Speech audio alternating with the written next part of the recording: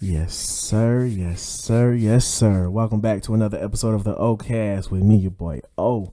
I know what you're thinking. You're like, man, where you been at, O? I haven't seen you on my feed since what? Week 8? Yeah, I know. I apologize to all my fans, all my subscribers that hung in there, that stay subscribed. I appreciate it, man. I told you I was never going to stop. I told you I was never going to quit, and that's what I meant. I had to take a break. You did. It's a big difference than those other two words I just said. But hey, I'm back. I'm ready to talk about this past football season briefly. Shout out to the Kansas City Chiefs, Patrick Mahomes, for getting it done again. If you've been a fan of the show, if you've been watching my episodes from before, if you remember, I said, look, I don't think the Kansas City Chiefs are going to get it done. I don't see them getting it done.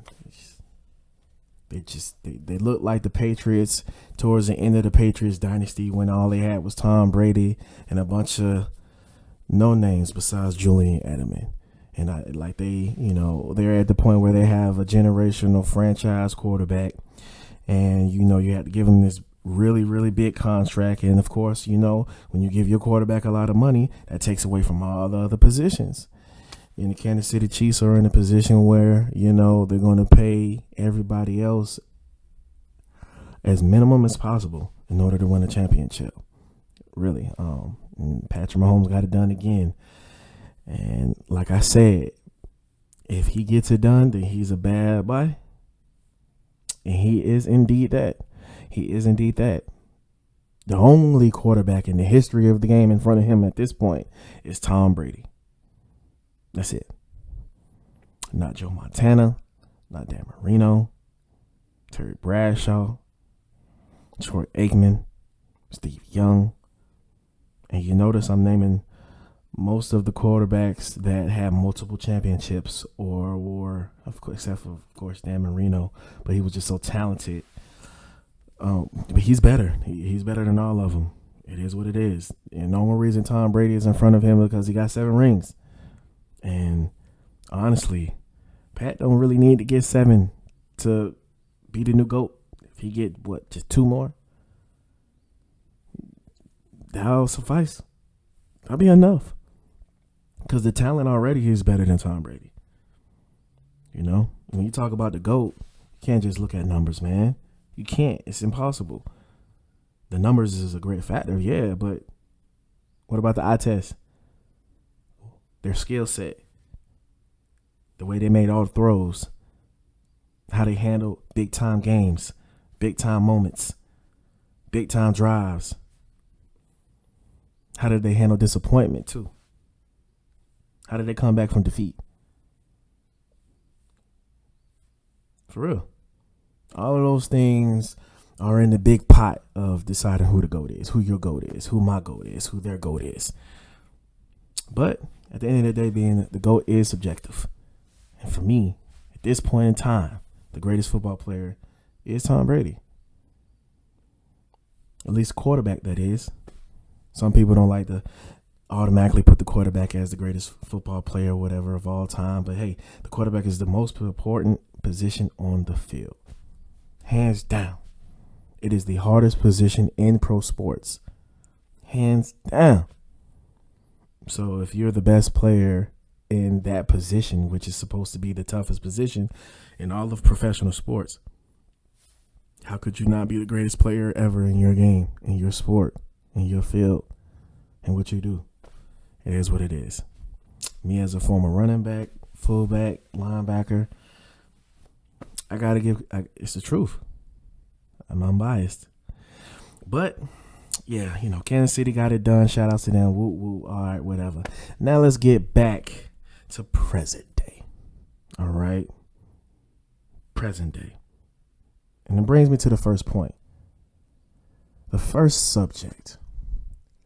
And this right here actually is this right here. This breaking news is what really got me off my ass to get back on this pod and to start recreating this content for you all.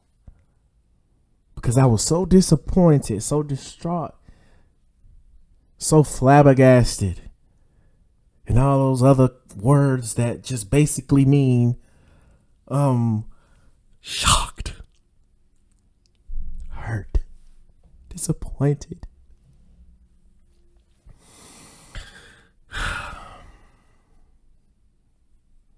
The Atlanta Falcons, my favorite team, have just signed Kirk Cousins from the Minnesota Vikings to a 4-year deal. $100 million guaranteed. $100 million guaranteed.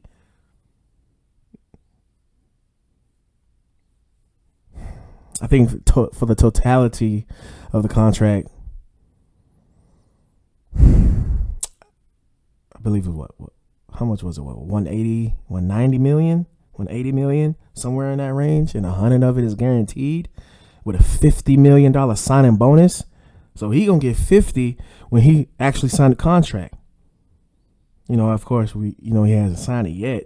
Yesterday, March 11th, at 12 o'clock, started the legal tampering phase, which basically, I don't know why they're calling it that, legal tampering phase. Tampering, when I hear tampering, I think of cheating. It basically just means the start of teams are allowed to start making negotiations with players' agents and start having verbal agreements.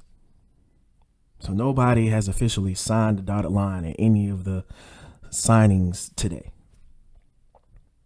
to my recollection, to what I know. I could be wrong, but most likely not. But let's keep it on Kirk Cousins, man. Look, I got nothing against Kirk Cousins. I think he's a great guy. And I'm saying he's a great guy like I know him, but, of course, as you may know, if you don't, he was one of the quarterbacks featured on the new Netflix series, documentary series, Quarterback, which follows NFL quarterbacks throughout the entire regular season. He was one of the three. It was Patrick Mahomes of the Chiefs, Marcus Mariota. I don't like getting people's last names wrong, so I apologize. And then lastly, Kirk Cousins. And of course I watched it. I love documentaries, not just sports, space, animals, nature. I'm really into that type of stuff, but I digress. But anyway, Kirk is a good guy, man. Nice family man, God-fearing man. Tough. I can really tell from that series that he really is dedicated to his craft, to becoming the best quarterback he can. And he's also dedicated to being the best leader. He's not just focusing on the one aspect of being a quarterback, which is knowing the plays or being good at just that one position. He's fully aware of all the responsibilities of being the starting quarterback for an NFL franchise. He does it well, except for the main thing, which will always be the main thing, winning a championship. And that is what I'm disappointed about. That is why I am upset. I'm not upset with the mindset of Kirk Cousins is trash, he's sorry, I feel like he's a bum, I don't like I'm just 100,000% upset that we have him. It's not because of that. He's a solid QB. In my opinion, he is a career starting quarterback, which he has been. He started his career in Washington, of course, behind RG3, because but we all know that was a real big controversy with that going in. The front office really didn't necessarily. The front office wanted to draft RG3, but Kyle Shanahan, I believe, wanted to get Cousins. Or it was, or vice versa, whatever the case may be. But whatever, it was a mess. But of course, Kirk had to sit behind RG3 for, I believe, 2-3 years. Then he got his starting job in Washington, played well, and he was franchise tagged maybe like 2-3 times in a row. Then he got to Minnesota, and yeah, he's put up numbers. But since when has numbers been enough? Since when has numbers been the end-all be-all of this signing makes us a contender? It doesn't. The The media is already setting us up for failure. It's already setting the team up for failure and all the fans up for disappointment, which we know oh so well as Falcons fans. We know how disappointed they always make us. All the sports teams in Georgia, as a matter of fact, except for UGA. And that's just recently once we got Kirby Smart. Back when we had Mark Rick, they was with the same bullshit. The same bullshit. But now, with the Falcons, I just really don't understand what the thought process of the front office is, the GM and the owners. Matter of fact, I do. I'm not going to sit here and act like I don't know that I do. The reason they chose to sign Kirk instead of trading for Justin, which everybody thought so in the NFL community, everyone. It can't be not one person that can really sit here and say with a straight face that they knew Kirk Cousins was going to the Falcons. It was a possibility. It was putting out there. But I took it, but everyone, myself included, just took it as TV talk.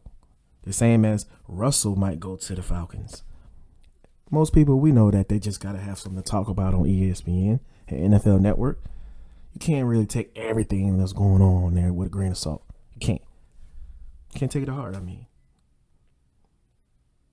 No, whatever. Grain of salt. But, look, man, Kirk, we've been an average team since that Super Bowl loss. We've been an average team. 6 straight losing seasons. 7-10, 7-10, 7-10. With Arthur Smith. Also, our great young players.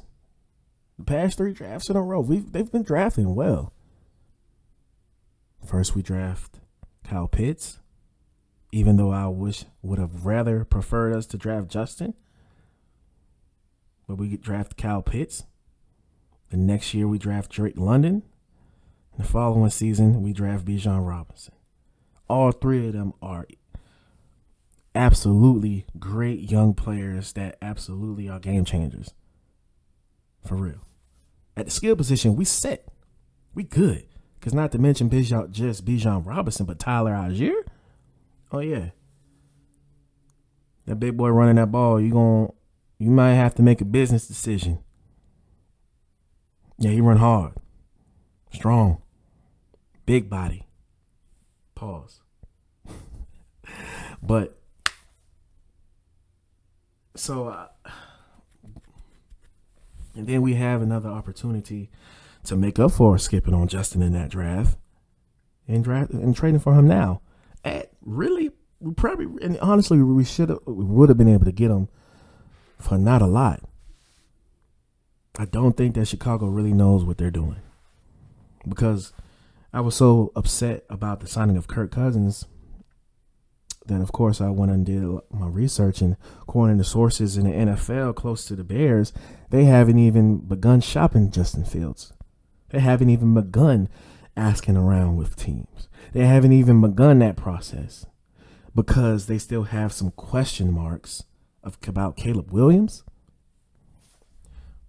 Ocho Cinco said the best on Nightcap. That's cap. It's cap. He said smoke and mirrors, but I'm just saying it's cap. That's cap. They're going to draft Caleb Williams. He's been the number 1 pick since he really stepped on the field at Oklahoma. Even then, when he wasn't even eligible to enter the draft after that Oklahoma season, he would have been the number 1 pick then. The kid is special. Generational talent. Generational talent. He is, truly. The Bears would be fools to pass on him. They're going to draft him. Which is why I don't understand what the Falcons were thinking. Why? According to Adam Scheffler, the Falcons were more lenient. The reason we wanted to pick Kirk Cousins is because Raheem Morris, our new head coach, which I'm excited about. I really don't know too much about him, but after hearing all of the praise from players around the league about him, you know, I'm okay. I'm confident about him. I think he's going to do well. But because he and Kirk Cousins were both in Washington, then that means that that's a better connection. They know each other. And also because apparently the Rams, which is where our offensive coordinator, Zach Robinson, and our new head coach come from, LA, the Rams. The Rams supposedly run the same type of offensive scheme as the Minnesota Vikings. The scheme thing, all right, I'll give you that. That matters. Because schemes, you do need to have the right quarterback for the type of scheme that you have. That does matter. I get it. But Justin can do this just the same thing as Kirk Cousins. And the last point was Arthur Blank. The discussion is that Arthur Blank is old. We have these young studs, and we're ready to win now. We don't want to wait. So signing Kirk Cousins means we're going to win now? We're going to be contenders? We're going to go to the Super Bowl? No, we're going to be 500 again. Well, 7-10 really isn't 500, but we'll probably be 9-8 at best. 10-7. We'll win a division because our division is awful. We're just going to get dropped off in the first round. Every single year that we have him, that's what's going to happen. 500, maybe a little bit over, get dropped off in the first round. You don't believe me? Well, of course, I took the liberty of looking at Kirk Cousins' past 5 seasons in Minnesota. In 2018, his first season in Minnesota, he went 8-7-1. 500. The next year, 2019, he went 10-6. Mediocre. You're good. It's nice. It's a good team. Made the playoffs. Actually did win a playoff game. His one and only playoff win in his career. One and only. Against the Saints. Now we know we like that. And no, this was not the Hail Mary game. This was not the Hail Mary game where Stanford Diggs caught it from Case Keenum. No, this was not that. But they lost in the second round to the 49ers. The following year, they did not make the playoffs. They were 7-9. 2021, 8-9. Now, 2022, it was balling. They went 13-4, number 2 seed, but lost to the Giants in the first round. An inferior team should be an inferior quarterback. Daniel Jones, come on now. I remember that game. Daniel Jones was looking like Vanilla Vic that game. And he was looking decent passing the ball. And Kirk just couldn't compete. Now you might say, you might be saying, well, he didn't have any pieces, oh.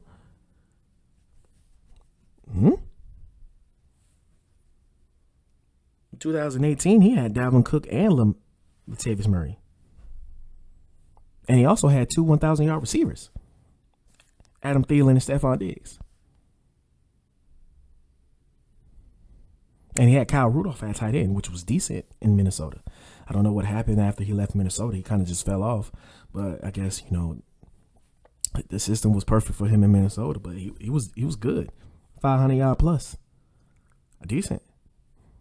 All the skills positions. Set, lock. Then in 2019, Dalvin Cook was a 1,000-yard rusher. And that was when they first got Alexander Madison. In his rookie season, he rushed for over 400, almost 500 yards off the bench as a spellback. And again, he still had Stephon Diggs and Adam Thielen. Not to mention KJ Osborne.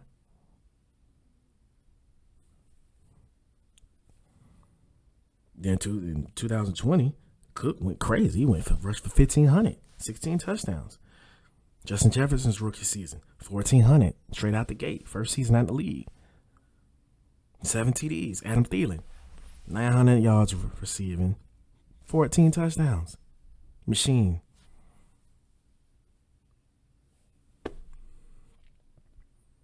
And so forth and so forth and so forth. He's always had his in Minnesota, he's always had the pieces around him on offense.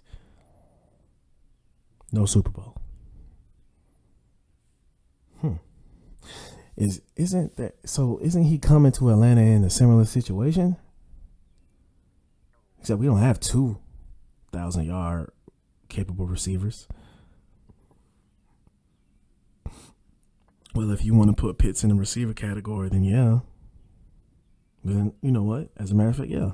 He has Kyle Pitts and Drake London, Bijan Robinson, Tyler Algier.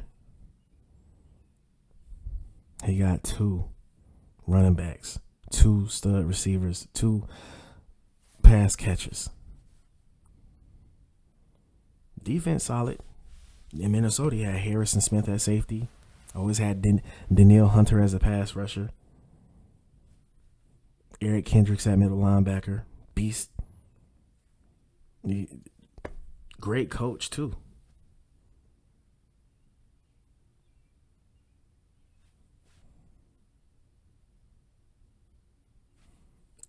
It's not like he has not been in ideal situations. It's not like he hasn't been in places where he hasn't had the tools in order to win. And it's not like he hasn't been places where he hasn't had the opportunity to show what he can do. And he has. He's shown that he is a decent, consistent starting quarterback at NFL that is going to make you watchable. And, you know, in some way give you some hope. You'll compete in the regular season. He's going to throw for 4,000. He's not going to throw a lot of picks. But is he going to move the needle? Is he going to make the play to win the game? In the playoffs, he only has 1 win. He's 1-3. Isn't that almost the same as Lamar? Before this year, he only had 1 playoff win. And this year he got another, but then he lost in the AFC Championship game. But isn't that the major knock on Lamar? Isn't that what Mad Dog and all the analysts and journalists and whatever they call themselves on ESPN, NFL Network, and, you know, CBS Sports and Fox Sports and all this stuff, isn't that the knock on Lamar? He's a talented player. He's exciting. He's great, but he's never going to win a Super Bowl. He can't play in the playoffs. He can't win.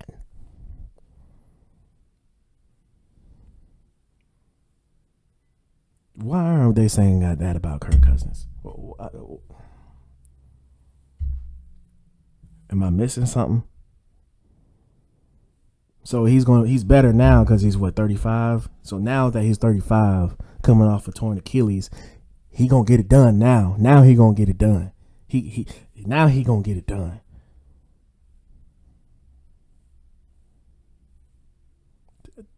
It don't make sense.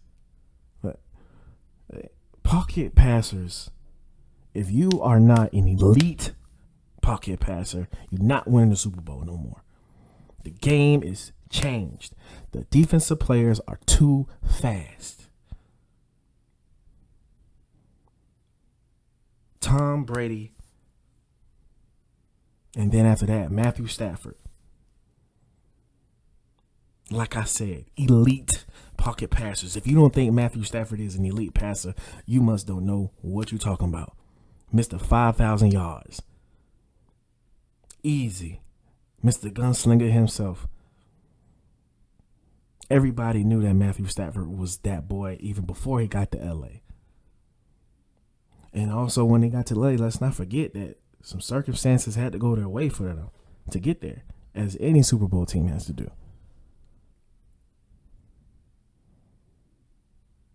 But Kirk Cousins ain't that. Kirk Cousins ain't him. Kirk is not no Stafford. He's damn sure not no Brady. And I'm not a Brady fan because of what he did to my Falcons in the Super Bowl. Let's go ahead and skip past that.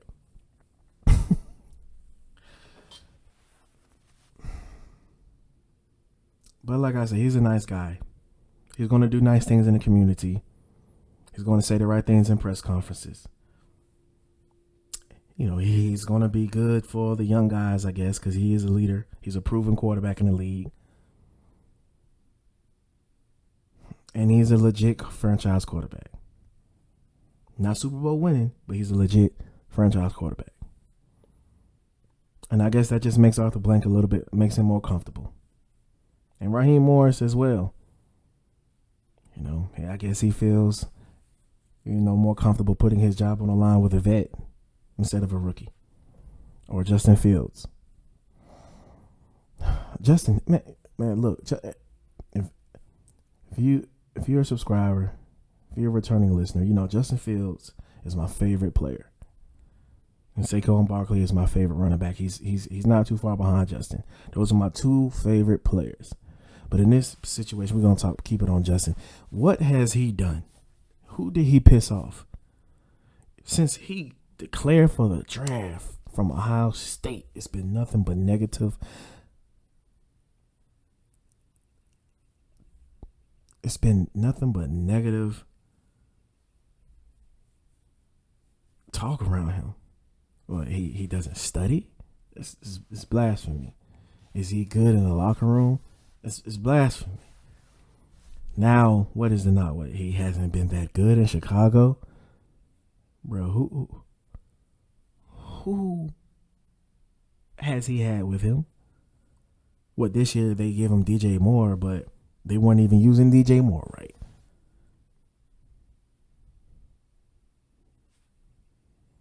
Chicago was a hot mess. Just the same way that Carolina is a hot mess, which is why Bryce Young looks bad.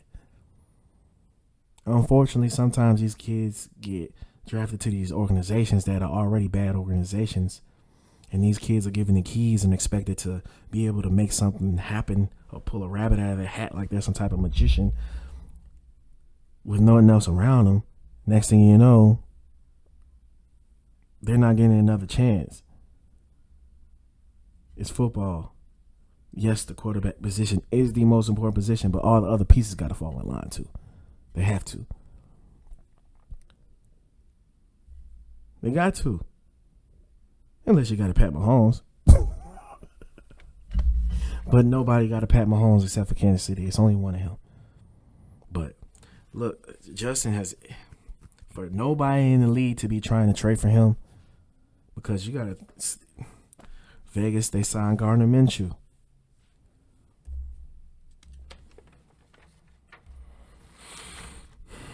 The Bucks re-signed Baker Mayfield.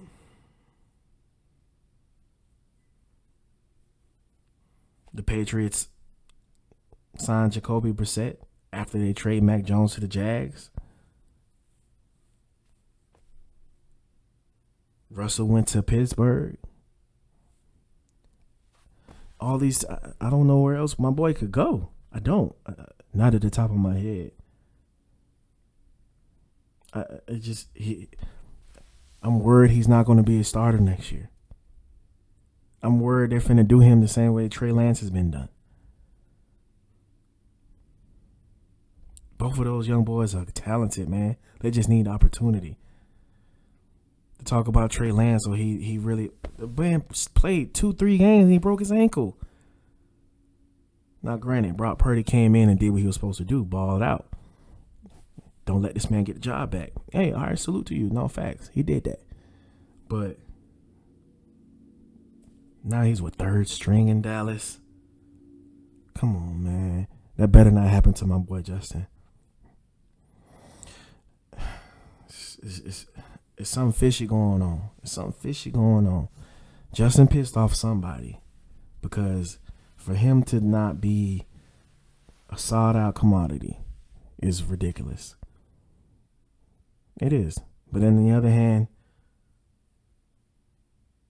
these front offices don't be knowing what they doing, man. They really don't. Look at Brock Purdy. He was the last pick in the draft. He just took his team to the Super Bowl. And how does that happen? Tom Brady, he wasn't drafted in the early rounds. Like, these people don't really know what they're doing. They taking wild guesses. He has the intangibles. He's 6'5". He got man, get out of here, bro. Can he play the game? Hello? That's my Herm Edwards. You gotta play the game. And when it's time to play the game, are you good? Can you ball? When the lights come on, can you ball? Look, I don't want to harp on it, but look, the Falcons, look. Of course, I'm going to still cheer for them and root for us. It's my team. I cannot not root for my team. And if we somehow miraculously win a Super Bowl, I'm going to be one of the first people downtown celebrating. Oh yeah, you already know. I'm not too proud to admit when I was wrong. And in this situation, is a time where I want to be wrong, but I know I'm not. We're going to be a mediocre team again, and the only reason we may win our division is because our division is absolutely trash, garbage, horrible. Then what? Everybody's going to get all their hopes up. The media is going to be talking about us. Kirk Cousins, since he's been in Atlanta, Kyle Pitts finally has 1,300 yards and touch. You know the one what he will do. Kirk Cousins is going to do.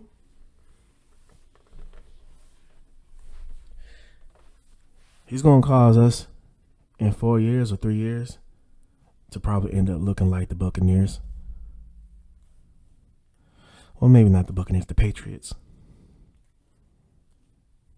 Because guess what? He's solid quarterback. He gonna get our skill players the ball, which means they gonna make their numbers. Drake gonna definitely hit 1,000 next year. So is Pitts.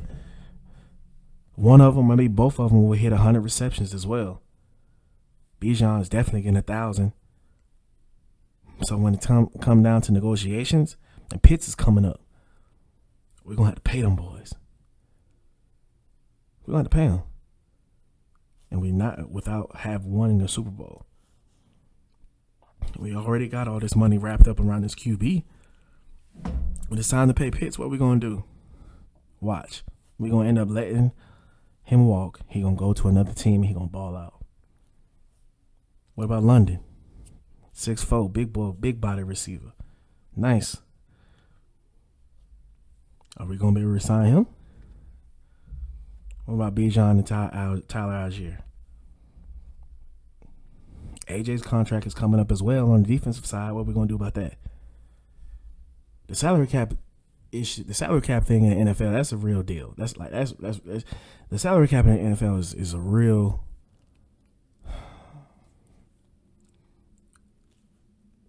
aspect that these teams have to worry about. You got to spread the money around the best way you can. And after not winning the Super Bowl, it's not going to be pretty for us when it comes down after these 4 years of being with Kirk Cousins, if we keep him that long. The only bright side of this is, we can still potentially trade him or keep him and still draft Shedeur Sanders maybe next year or whatnot if he comes out. Hey, I don't know. But I know I would have loved for us to get Justin Fields. That way we have a top 10 pick in every skill position on offense, and they're all under 25, and they all get to grow together and build something. I don't understand why these teams don't understand. Did they not forget? That's how it was with the Cowboys when he had the triplets.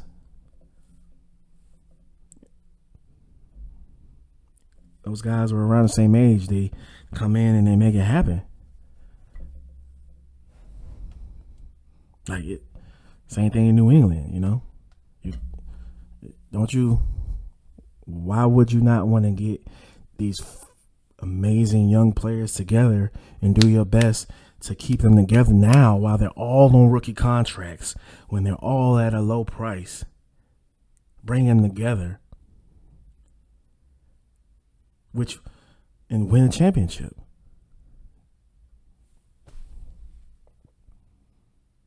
Because we're not winning one with Kirk Cousins. I'm telling you, we're not. But at least with Justin, we would have a quarterback for longer than 4 years. We will have an absolute franchise quarterback for a long period of time. But as we know, black quarterbacks don't get a long time for some reason. Hey, man, but that's enough with the Falcons, man. Before I mess around and start crying. Look. It's just one day, so we'll see what else happens. But in other news, Saquon Barkley, my second favorite player, he left the Giants. I'm happy about that. He's now on the Philadelphia Eagles. Man, the Eagles are stacked. The Eagles is a problem. Oh, my goodness. Oh, my God. The Eagles, something serious. I don't know how. Jalen really had a bad year. Especially, and it's odd after having the best year of his career. Then after that, he has a down year. You know, not awful, not god awful. They did make the playoffs. They did start off 6-0, 9-0, or something like that. But eventually, it seemed like they just couldn't get it together, and they just lost. The second half of the season was terrible. Now, I absolutely expect him to pull it together and not play like that next season. Now they got Saquon. Oh, my God. I'm happy for my boy. I'm happy. 3 years, $37 million, $26 million guaranteed for a running back. I love it. The running back position getting taken care of. Speaking of the running back position, Josh Jacobs, the running back for the Raiders, he in Green Bay. I like that. That's a nice fit. He a little jukebox / little bowling wrecking ball type thing. But unfortunately, they cut Aaron Jones, man, the longtime Packer. I don't understand why they had to cut him. Should have been able to keep him because he was coming up on that last year of his contract. Right? At least keep him for the last year. Or trade him for somebody to get some assets back. But instead, they just decided to cut their losses. They just let him go. And it's not like he's unproductive. Aaron Jones is a solid running back in the NFL. It's unfortunate, but it's the league. Some other notable, signings, DeAndre Swift signed with the Bears. Tony Pollard signed with the Titans. And, of course, like I said, Russell Wilson signed with Pittsburgh. Hey, man, San Fran with a sneaky big signing. They signed Leonard Floyd out of UGA. He been in the league for a while. Solid pass rusher. They're going to be nice. Obviously San Fran is making a real conscious effort to put another elite pass rusher on the other side of Nick Bosa so that Nick Bosa can see less double teams so that he can actually get to the quarterback and have an easier path to get to the quarterback now, which is smart. That's you have any all-star, Hall of Fame type pass rusher, what's the best thing to do? Put another good guy on the other side. You got a great DB. What you do? Get another one on the other side, so he can't be thrown away from. So he can't really be schemed out of the game. That's what you do. You got a great wide receiver. You typically want to try to get another guy on the other side of him, so that he has to be respected, so that they just can't double your best receiver. It's always best to get a complimentary player to your best player in that same position because it's going to open it up for that guy. So San Fran is definitely going to be a problem. And the NFC is absolutely the favorites of San Fran and Philly at this point. Absolutely, without even question.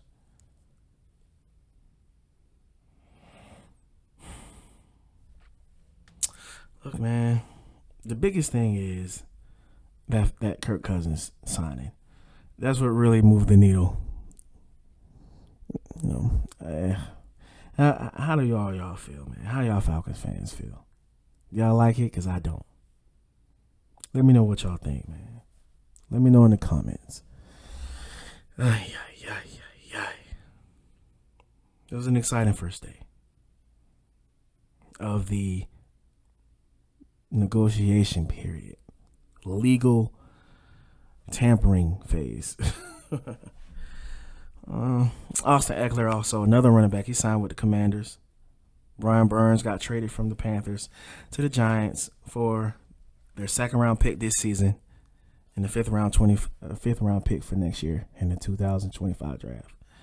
I know why the Panthers did that, because they don't have a first round pick this season, and the Giants have a high second round pick. So I believe, they felt like, hey, we don't, we're just smart. You don't have a first round pick, so you need to get another pick in the second round. You got to make something happen, man. But hey, yeah, man. Kirk, man, make it happen, man. Do something. You better come down here with them chains and them golds that you had on the plane, because this the A, dog. You coming down here with this Black Hollywood though, bro. Like, you gotta come with some swag, man. But at the end of the day, man, forget all the swag and all that stuff. Hey, man, you need to win. I want a Super Bowl, bro. We need to get there. With that much money, my boy, come on, man. And I'm not apologizing for throwing the contract in it, because that's always what's said about Lamar. And for getting paid that much money, he's just going to win MVPs. But can he win a Super Bowl? Which is why it took so long for him to get his bread. Same thing they're saying about Dak. Notice the theme here?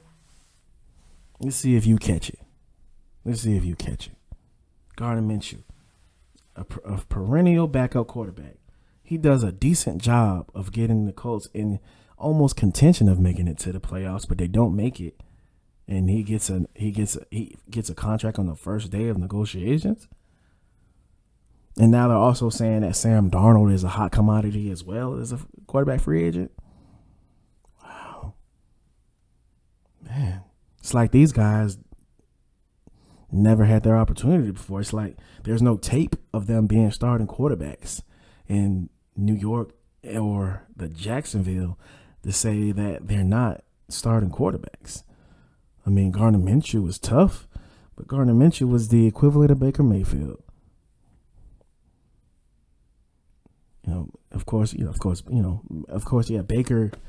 Baker is in Tampa. He got re-signed for 3 years. So if he's the equivalent of Baker, then that must mean that Minshew should be a starter. Okay, he's a starter, but he ain't finna win no bowl. You gotta understand, man. Either your quarterback is a bridge quarterback, a rebuilding quarterback, or he's a Super Bowl contending quarterback, or he's middle of the pack guy. He's a quarterback to make your team competitive, so your fans aren't completely disappointed. So your fans still at least coming to the games. It's a business move. Kirk Cousins is good for business for Arthur Blank and the Falcons. He's better for business, not for football. No, he's not. So as a fan, how are we supposed to feel when at the end of the day we want wins, we want bowls, we want rings, but you thinking about business? Hey, that's what it is, right? The NFL. But hey, all right, that's the end of this talks about the free agency, man. But it brings me to my last segment, something new that I'm starting. I hope you guys like it. At the end of every show, I'm gonna kick it to you about something real, something besides sports. My opinion on some real life stuff. Share you something from my life, how I'm feeling, something you can relate to, hopefully. This is going to be called real shit. Real shit. Because whatever I'll talk about in this segment Whatever I say, it's no cap. It ain't me putting on. Nah, it's real shit. Real shit. Not real talk. Real shit. And in this first edition of real shit, we're going to talk about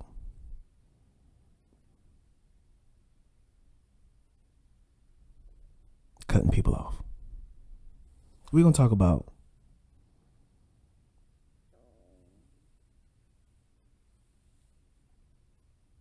knowing when it's time to remove people from your life. Knowing when it's time to remove people from your circle. Or knowing when it's time to change how much you spend time with someone. Because, that's a real problem in our society. A lot of people problems in relationships, whether it be friendship, romantic, parent, child. A lot of times people don't make the necessary adjustments to protect themselves in that said relationship. Friends, they come and go. We all know the same. Friends come and go. But you'll be surprised how many people don't really understand that concept. Everybody is not going to be your friend your entire life. Of course, you would want to. Some people would. Me personally, I wouldn't. It's no way possible for you to be friends with everybody you've been cool with your whole life. It's just not possible. Some people are friends for a minute. Some people are friends for a couple months. Some people are friends for a season. But it's important that you pay attention to the signs of, when it may be time for me to stop hanging with you. It could be a number of things. They don't want you to grow. They don't want you to succeed, do better than them. Or maybe because they ain't shit, they keep pushing you to do things to make you not shit either. Like, hey, bro, shit, I'm about to go hit this lick. Come just ride with me. But if I don't hit licks, why am I just riding with you? We get pulled over. Now I'm in trouble just because I was riding with you.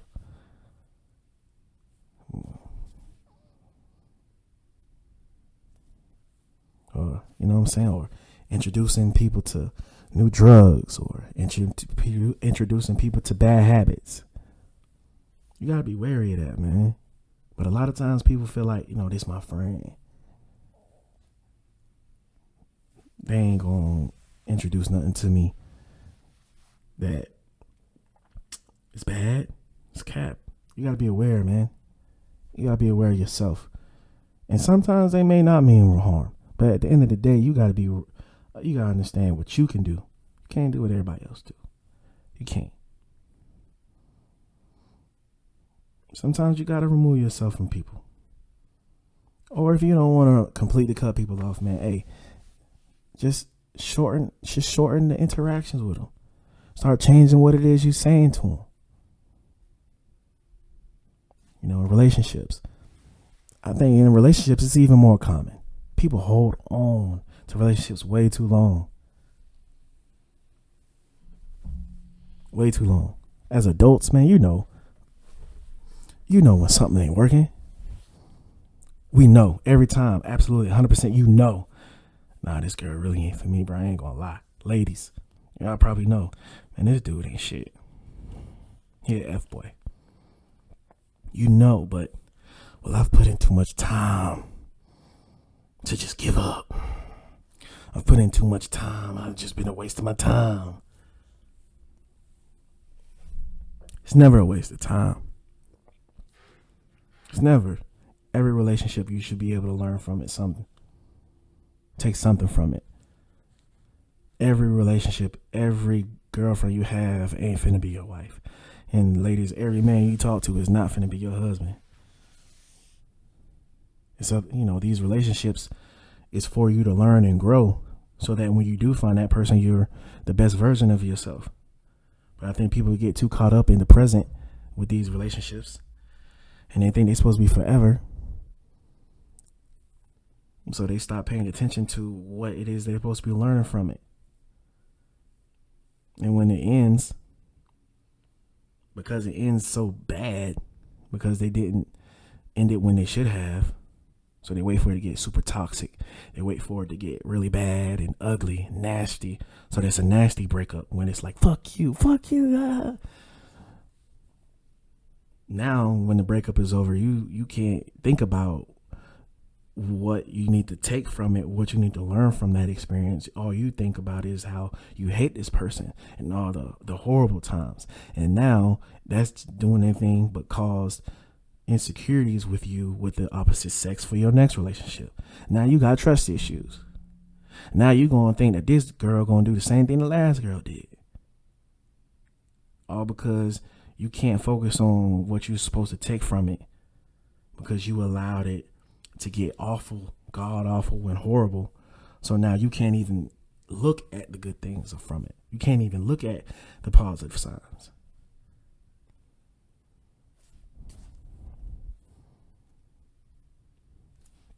When people show you, what I like to say to my son, if you don't know, I have a 12-year-old son, 11. He turns 12 this Sunday. When people show you who they are, you need to believe them. When people show you who they are, believe them. You're not going to change nobody just because you're so nice. Like, you're not going to change nobody just because you so beautiful, or you for fellas you handsome, or you got swag, or you got money, or ladies because you got a big butt or a nice body or whatever. You're not finna change nobody just because of that. People are who they are. People change when they are ready to change, because something has happened in their life to where they were present enough to be aware that they do need to change that about them. But everybody isn't present like that. Everyone is not present amongst themselves to realize when things arrive, when things come up in their life to where it's a sign that they need to change that aspect about them. Not everybody is that self-aware to really improve on their flaws that way. Because if you pay attention every single day you walk out your front door, it's an opportunity for you to become a better person. If you're in the moment, or if you're very self-aware. Not everybody is doing that. Most people are locked in and focused on what they need to achieve as far as going to work, making this money so they can come pay these bills. And if you got children, you're consumed with all their activities and everything it requires to take care of them. So most people aren't self-aware about themselves to improve every day. They're not.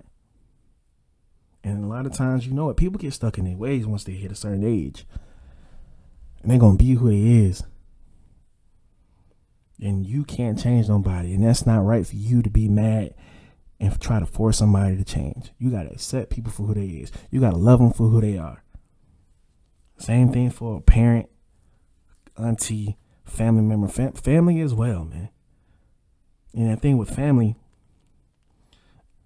members feel like, oh, because I'm your family member, I don't really have to constantly work on